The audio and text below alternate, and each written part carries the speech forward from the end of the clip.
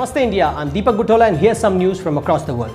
Pandemic opened doors to ideas new and old for a better economy. Modern economies will change forever after the coronavirus pandemic passes if some radical thinkers get their way. Governments have already cast aside dogmas, at least temporarily, such as Germany's Black Zero balanced budgets to protect companies and jobs in the deepest peacetime recession in almost a century. Every crisis is an opportunity to rethink priorities, said Maria Demertis, Deputy Director of the Bruegel think tank in Brussels. The scale and the type of crisis mean that by definition the tools we are operating under aren't sufficient. Change won't be easy. Here are some of the ideas, often old ones revived, that their proponents want to see go mainstream this time. Money for nothing and checks for free. Government cash handouts have been striking part of the fight against the slump.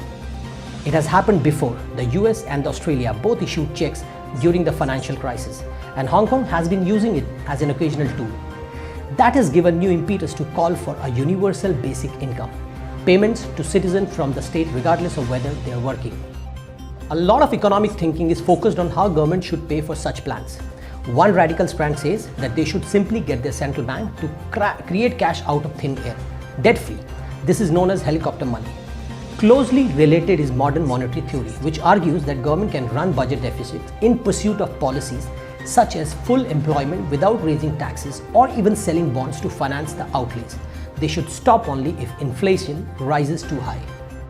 Another idea is perpetual bonds that have never to be repaid, which politicians in Italy and Spain have floated. Some economists say the ECB could buy private loans to companies and stretch out maturity over several decades. Japan is arguably already doing so. How do you think this would even work? Leaving you with some food for thought, India. Stay tuned for more on this in part 2.